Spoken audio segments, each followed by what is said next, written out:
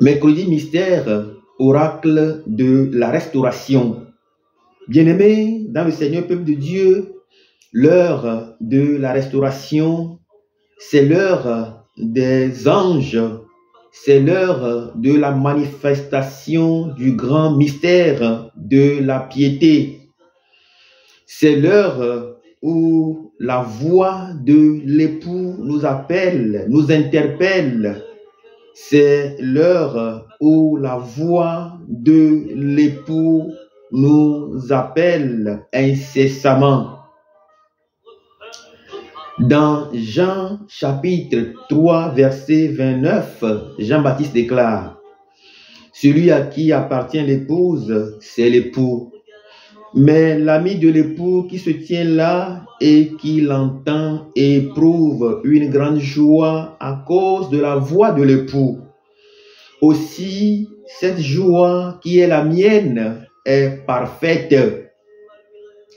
La voix de l'époux nous appelle à rentrer dans la joie de l'Éternel. La voix de l'époux nous appelle à nous accomplir. La voix de l'époux nous appelle à la restauration. La voix de l'époux descend dans les profondeurs de nos profondeurs et nous appelle à revenir à la lumière. Je nous dédicace ce soir une chanson où la voix de l'époux nous appelle, où la voix de l'époux résonne autour de nous, où la voix de l'époux nous appelle à nous restaurer dans le nom puissant de Jésus-Christ.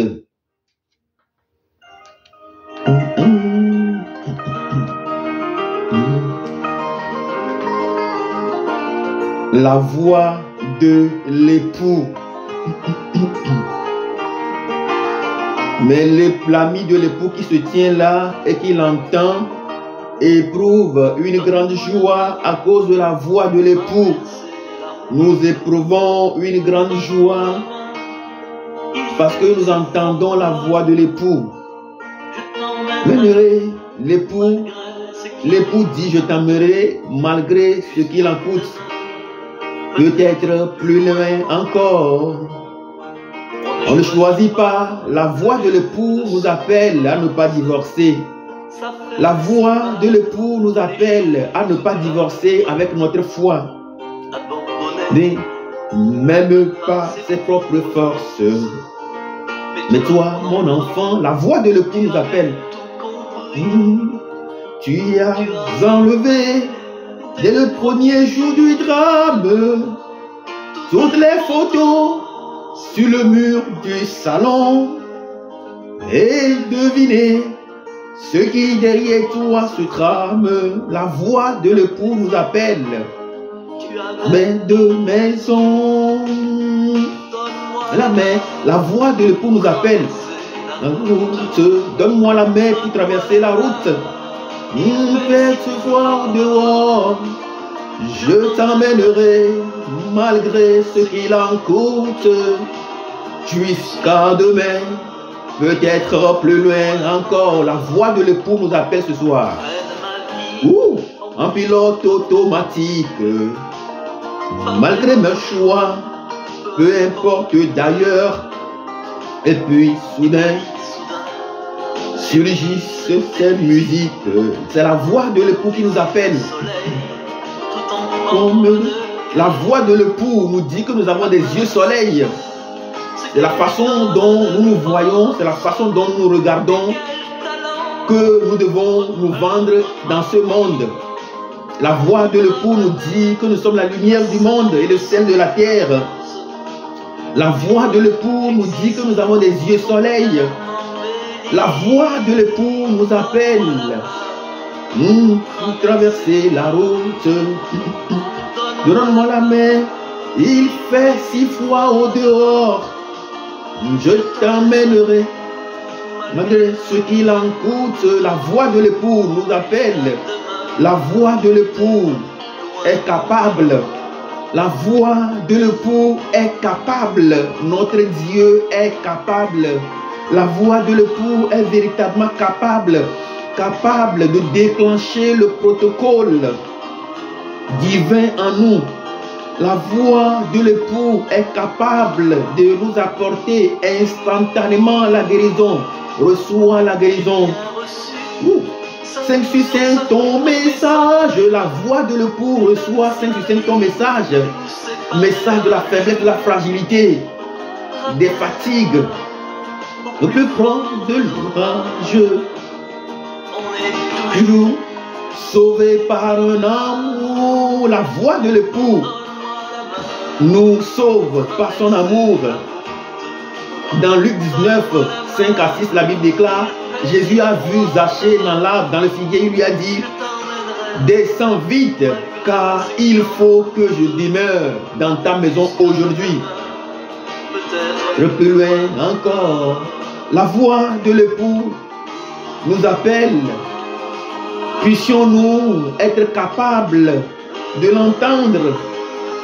Puissions-nous être capables de suivre la voix de l'époux, la voix du bon berger, la voix du Tout-Puissant, la voix qui donne la lumière, la voix qui nous permet de voir le soleil de justice, où les rayons de sa lumière nous donnent la guérison.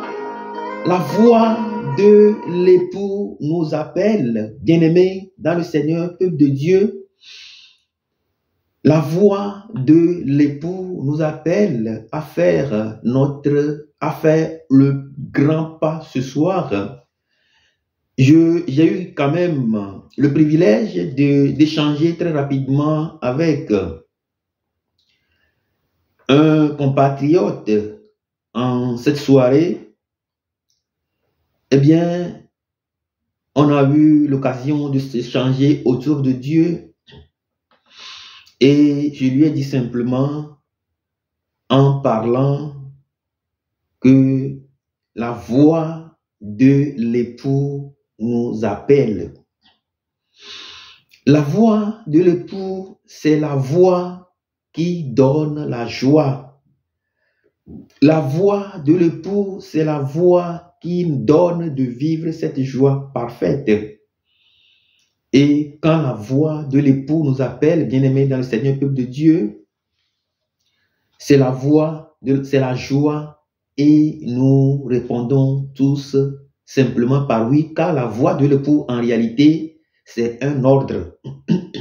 Bien-aimés dans le Seigneur, peuple de Dieu, la voix de l'époux nous appelle en réalité et répondons-lui simplement oui. Lorsque je vais passer un témoignage très rapidement, un grand mystère que je voudrais donc vous présenter ce soir. En 2014, en novembre 2014, j'étais en France quelques semaines plus tard, pardon.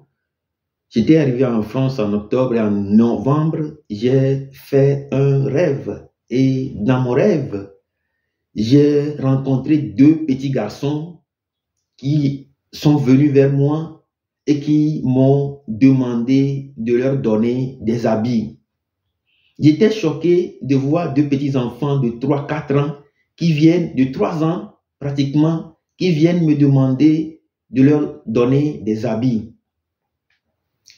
Et je leur ai donné les habits et d'un seul coup, je me retourne, je vois 2 autres garçons qui arrivent et qui me demandent également, eux aussi à leur tour, de leur donner aussi des habits. Ils étaient des petits garçons qui me demandaient de leur donner des habits.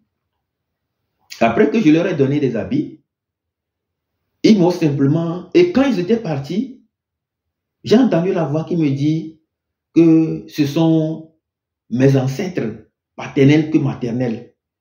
Et j'entends la voix qui me dit que mes ancêtres paternels et maternels sont des jumeaux. Et le lendemain, comme d'habitude, moi, j'ai toujours voulu, par curiosité, vérifier les faits. J'ai appelé mes parents. Je leur ai demandé, mais qu'est-ce qui se passe? Est-ce que vos ancêtres, voilà, est-ce qu'ils sont des jumeaux? Quand j'ai demandé à mon papa a dit oui, ce sont des jumeaux. Et je lui ai raconté le rêve. Et je lui ai dit de me passer ma maman. Je lui ai également posé la question et elle aussi m'a dit que ses grands ancêtres qu'elle a connus en tout cas, eh bien, sont des jumeaux. Et je leur ai dit, en fait, ils m'ont demandé de leur donner des habits, des vêtements. Et vous savez, dans nos coutumes, dans notre culture, quand quelqu'un rêve de jumeaux, surtout qu'il demande des habits, il y a des rites qui se font dans la famille. Ils vont te dire, oh, il y a les jumeaux, les ancêtres qui ont besoin de ci, de ça. Et quand mon papa voulait intervenir, je lui ai dit, j'ai compris le message, je voudrais seulement partager ça avec eux. En fait, ce rêve-là veut dire simplement quoi? Ce sont des ancêtres, c'est un rêve que j'ai fait et c'est sous l'autorité de Dieu, sous le contrôle de Dieu que j'ai fait ce rêve-là. Simplement, c'est un message pour me dire, l'habit même, c'est quoi? Le vêtement, c'est quoi? Le vêtement symbolise notre identité, mon identité. Souvent, nous avons l'habitude de dire, l'habit ne fait pas le moine. Mais en même temps, nous disons que c'est par l'habit qu'on reconnaît le vrai moine. L'habit, le vêtement, c'est quoi? C'est la couverture. C'est notre identité. C'est d'où nous venons en réalité. Spirituellement, c'est notre identité. C'est notre appartenance. C'est véritablement la couverture. Et en gros, généralement, c'est la réputation. Et donc, le message que j'ai reçu, le message que j'ai compris à travers ce rêve-là, eh bien, ce sont des ancêtres. Ce sont véritablement un message de Dieu pour me dire que je dois tout faire pour honorer la mémoire des ancêtres, que je dois tout faire pour donner cette réputation à la famille et à Dieu qui m'a créé. Finalement, la Bible revient simplement, fais-nous la réputation, honore le nom de famille que tu as porté, honore le sang que tu as hérité. Et la façon dont nous honorons, nous pouvons honorer le sang que nous avons hérité de nos ancêtres, c'est être la meilleure version de ce que Dieu veut pour cette famille. Être la meilleure version. Travailler, ça veut dire que nous avons véritablement une mission plus noble, une mission plus grande que celle que nous imaginons. Bien-aimés dans le Seigneur peuple de Dieu, c'est de cette manière-là que la voix de l'époux nous appelle à véritablement suivre et réaliser notre mission, accomplir notre mission fidèlement sur la terre. Nous devons accomplir la mission pour laquelle nous sommes appelés.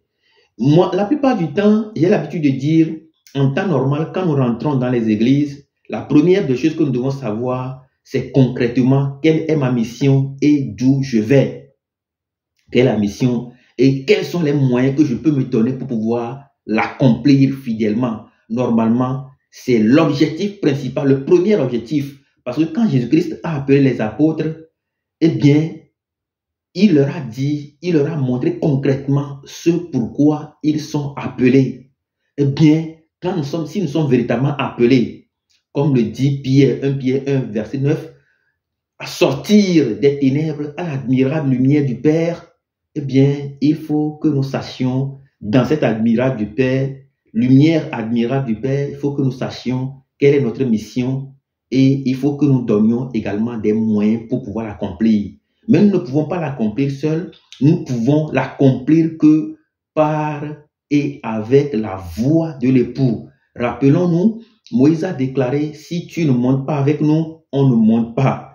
Reste avec nous, marche avec nous et donne-nous le repos. C'est dans le repos que nous allons porter beaucoup de fruits. C'est dans le repos de Dieu que nous allons porter beaucoup de fruits. Moïse a dit, reste avec nous et nous allons porter marche avec nous, monte toi-même avec nous et nous serons dans ton repos et donne-nous du repos. Il a encore déclaré, n'est-ce pas que si toi-même tu marches avec nous, moi et le peuple que tu m'as confié, nous serons distingués parmi tous les peuples de la terre.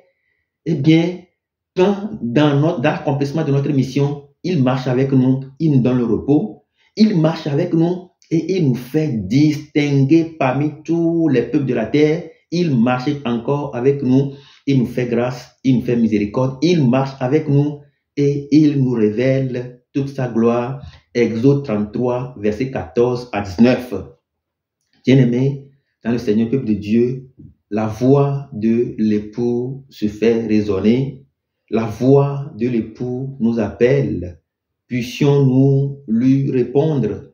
Puissions-nous nous abandonner. Puissions-nous abandonner nos fardeaux, nos fragilités, nos problèmes, nos difficultés à lui pour que lui-même, il puisse véritablement marcher avec nous et nous donner le repos, marcher avec nous, nous faire distinguer, marcher avec nous, nous faire grâce et miséricorde, marcher avec nous et nous conduire dans toute sa gloire, dans le nom puissant de Jésus. Soyons restaurés, soyons illuminés, soyons rétablis dans notre dignité d'enfants de Dieu, dans le nom puissant de Jésus-Christ. Amen.